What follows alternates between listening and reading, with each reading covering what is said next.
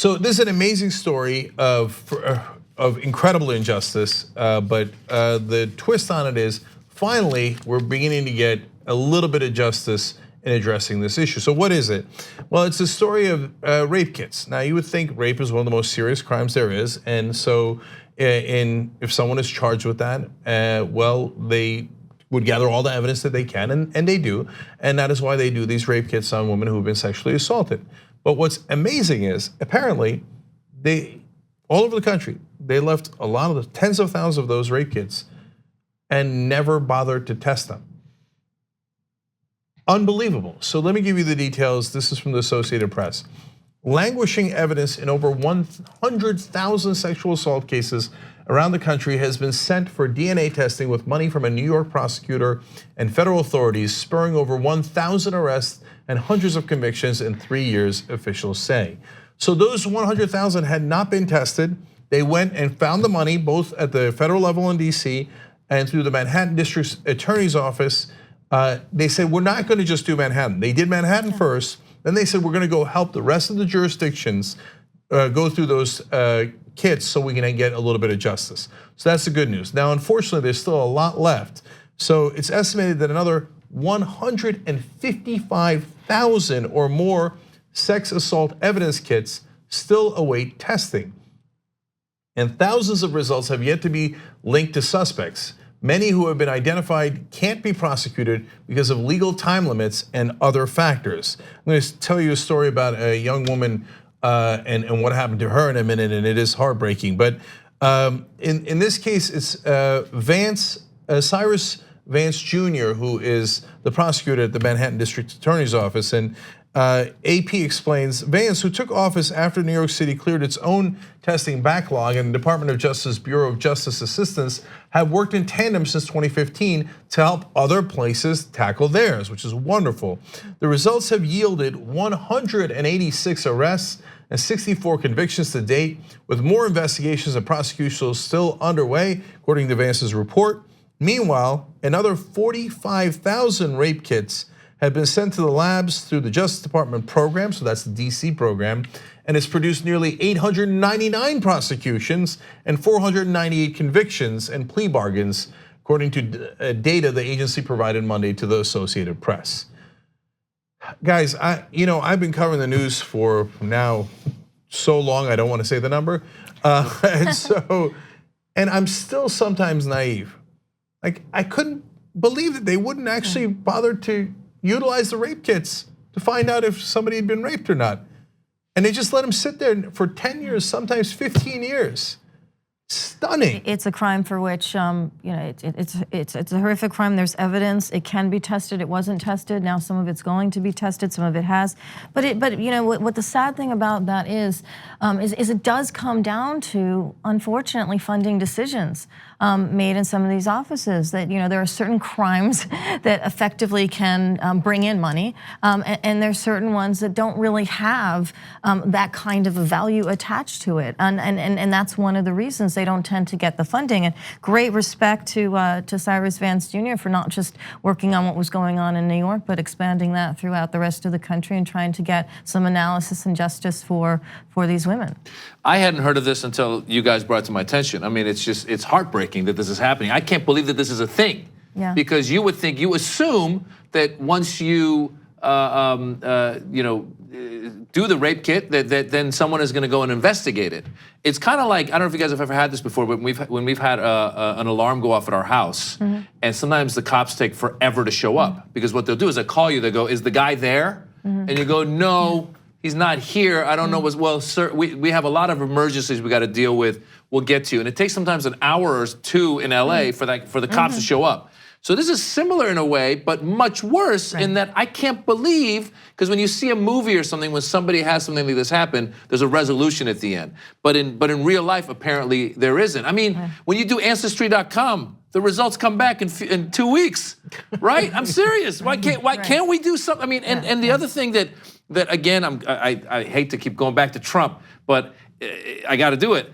he keeps claiming about the state of emergency and there's sexual assaults and all that stuff and these criminals and coyotes are assaulting these women coming across the border, et cetera, wants to put $8 billion towards that. What about these real cases that we know of rape kits just sitting there? And it took a while for this, you were saying, the DA in New York to do this. So it's, again, it goes back to priorities and it goes back to like, smokes and mirrors. Like he's trying to get a boogeyman going. Meanwhile, we have actual things that need to be dealt with right here. No, so I got to build on all those points because they're all amazing. So this program that they've been doing for 3 years, started under Obama, continued under Trump, is $154 million so far.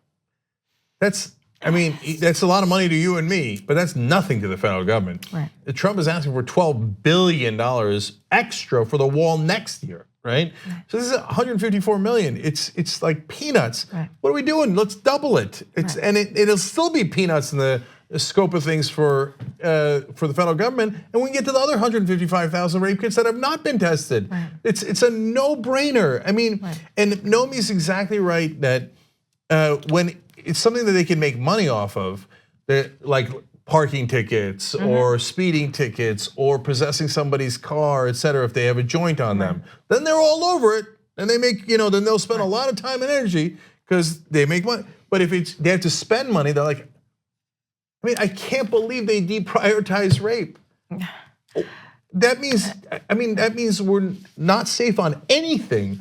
Look, and to Maz's point, I've been robbed a couple of times, and I get it. Like cops got a lot of stuff too. One time it was New York, and they broke into my apartment, took a bunch of stuff. The guy left a giant handprint because as he lifted up my window, right? So all 5 fingerprints are on there. And the cops are like, yeah, we're working around the clock on it. Yeah, they never even showed up. They don't care. But New York, yeah, I get it. Okay, so I had my car stolen. We found it. That was great. They took fingerprints, working around the clock, 24/7. No, they never did anything on it, right? But okay, fine, whatever. They stole some sneakers. Okay, I got the car back. Whatever. Rape. You're not looking at the evidence on a rape kit. Then what are you doing? What are we all doing? So here, I'll give you a specific example here of someone from that Associated Press covered. They explain one of those kits sat untested for 15 years in Tracy Rios's case, even though she'd given police the name of the then friend she accused of luring her into a vacant apartment and sexually assaulting her in 2002 in Tempe, Arizona. Police said they couldn't charge him based on her word, and then she underwent a rape kit exam, but the investigation soon stalled, she said. 2 years ago, she suddenly got some news. Her rape kit had finally been tested with money from the Manhattan DA's office, and police were pursuing her case anew. And they did, and they got the guy. And they arrested him, they convicted him, he got 7 years. And she said, it was amazing to know I was going to get justice. So for 13 out of those 15 years, they just left the kit and didn't bother testing it. All they had to do was pick it up. And the guy was out. And think about that too, guys. I mean, to Maz's point, we're talking about, we need to build a wall to protect us from theoretical problems and security issues. Again, we've gone through the facts that don't actually exist, right? Undocumented immigrants commit less crime, way less crime than the average American citizen. But now there's real perpetrators out there, rapists all across the country, literally, right? And we're not bothering to look at the rape kits so that we can find out not only to get justice, but to put the guys behind bars so they're not a threat to you and your family. Yeah, and I wonder how much some of that, with the quote you just said about how they said that they couldn't take her on her word. So therefore, they needed to get the rape kit, and they did, and then they just let it sit there. So I wonder how much some of that is also this thing of, maybe not believing the woman, or saying maybe you put yourself in that situation. Oh, it was a friend of yours and you went on a date, and you know what I'm saying? That whole mentality, as opposed to sitting there and going, I have a daughter.